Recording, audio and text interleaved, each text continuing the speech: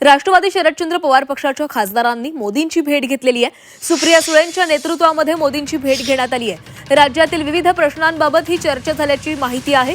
फुले दाम्पत्याला भारतरत्न देण्याची मागणी या भेटीदरम्यान करण्यात आली आहे। खासदारांनी पंतप्रधानांशी महाराष्ट्राशी संबंधित मुद्द्यांवर चर्चा केली।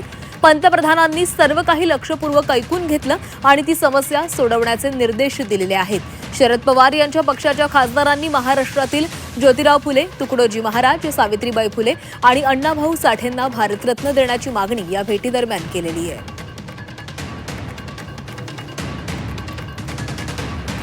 तर या भेटीमध्ये नेमकं काय घडलं पाहूया। पवारांच्या खासदारांनी पंतप्रधान मोदींची भेट घेतली।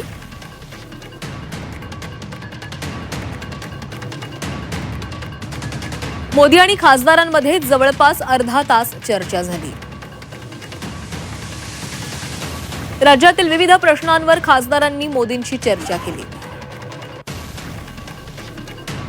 महात्मा फुले, सावित्रीबाई फुलेंना भारतरत्न देण्याची मागणी या भेटीदरम्यान करण्यात आलेली आहे।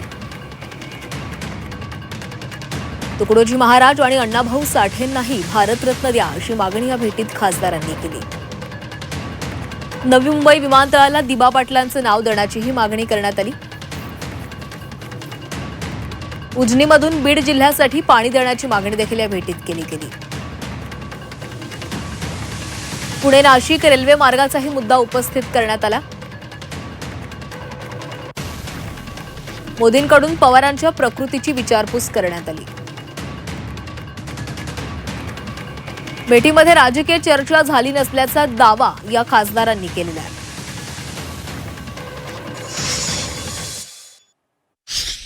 आमदारांनी मुख्यमंत्र्यांना भेटावं यात विशेष काय? आमदार मुख्यमंत्र्यांना भेटणारच।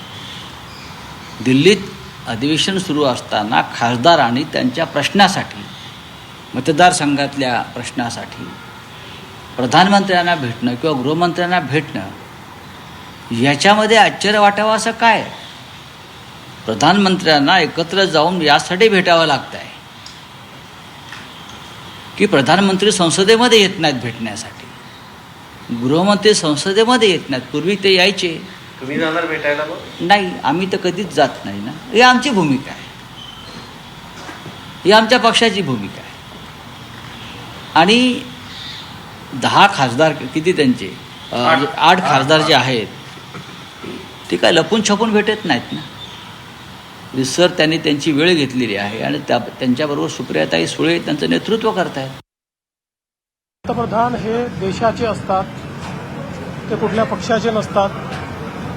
त्यांना भेटायला जाणं यामध्ये काही अवघड आहे असं मला वाटत नाही।